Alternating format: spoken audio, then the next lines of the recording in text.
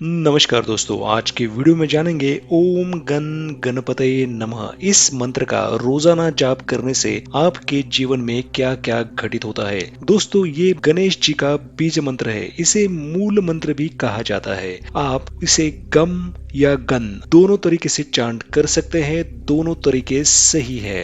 भगवान गणेश जी का ये मूल मंत्र आपको गणपति अथर्व शीर्ष में भी देखने को मिलेगा।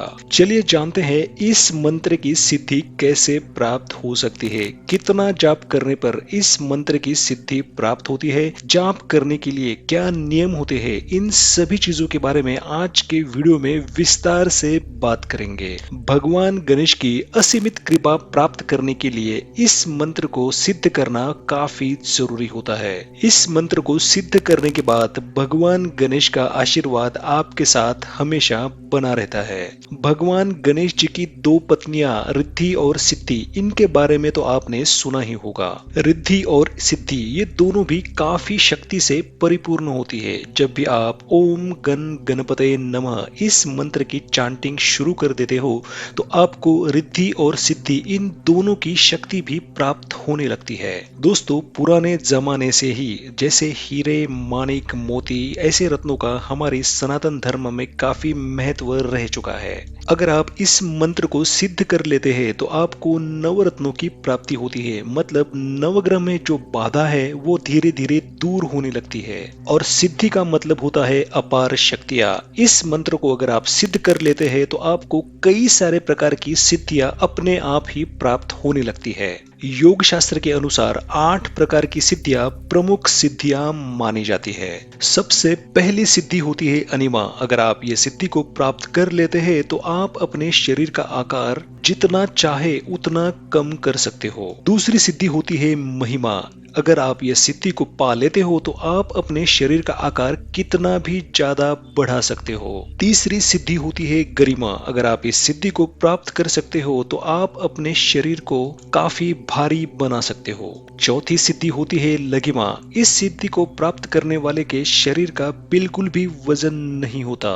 पांचवी सिद्धि होती है प्राप्ति। अगर आप ये सिद्धि प्राप्त कर लेते हो तो आप किधर भी, कभी भी, कहीं भी जा सकते हो। छठी सिद्धि होती है प्रकम्या। अगर आप इस सिद्धि को पा लेते हो तो आप सामने वाले के मन की बात जान सकते हो। सातवीं सिद्धि होती है इष्टवा। अगर आप ये सिद्धि प्राप्त कर लेते हो तो आप परकाया प्रवेश भी कर सकते हो। आठवीं सिद्धि है वत्सवा। अगर आप ये सिद्धि को हासिल कर लेते हो तो आप किसी को भी वश में करने की ताकत पा लेते हो। जब आप भगवान गणेश जी के मंत्र का जाप करना शुरू कर देते हो तो साथ में रिद्धि और सिद्धि की कृपा भी आपके ऊपर बरसने लगती है। गणेश का मतलब होता है गणों के ईश। भगवान शिव के जितने भी गण हैं उन सारे गणों में जो सबसे प्रमुख गण है वो है गणेश जी। इसलिए उन्हें गणों का ईश यानी गणेश जी कहते हैं। भगवान गणेश को विघ्नहर्ता कहा जाता है। इसका मतलब विघ्न को हरने वाला। शास्त्रों के अनुसार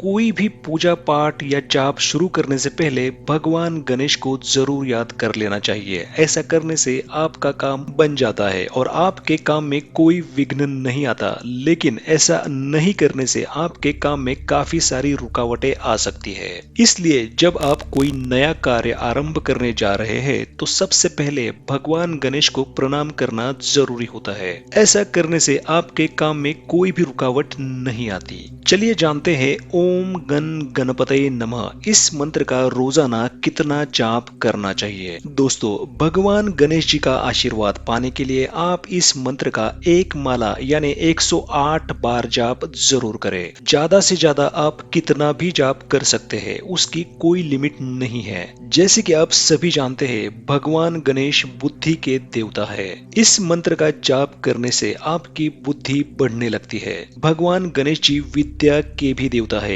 बढ़ती बुद्धि के साथ विद्या अपने आप आने लगती है। और अगर बुद्धि और विद्या दोनों आपके पास है तो आपको धन कमाने से कोई भी नहीं रोक सकता। इसलिए इस मंत्र का रोजाना जाप करने से संसार के तमाम सुखों को आप हासिल कर सकते हो। हमारे शरीर में भगवान गणेश जी का स्थान मूलाधार चक्र में होता है। इसलिए भगवान गणेश जी को मूलाधार चक्र के देवता माना जाता है। मूलाधार चक्र में भगवान गणेश अपनी दोनों पत्नियां रिद्धि और सिद्धि के साथ वास करते हैं। रिद्धि और सिद्धि हमेशा भगवान गणेश जी के साथ ही चलती है। रिद्धि और सिद्धि को प्राप्त करने के लिए आपको कोई और मंत्र या पूजा पाठ की जरूरत नहीं होती। जिस प्रकार भगवान विष्णु की पूजा करने से लक्ष्मी जी की कृपा भी आपके ऊपर बनी रहती है, उसी प्रकार गणेश मंत्र का जाप करने से रिद्धि और सिद्धि इन दोनों की कृपा आप पर हमेशा बनी रहती है। भगवान गणेश जी के दो पुत्र भी है जिनका नाम है शुभ और लाभ। अगर आप भगवान गणेश जी के बीज मंत्र का जाप करते हो तो इन दोनों की कृपा भी आपको मिलने लगती है।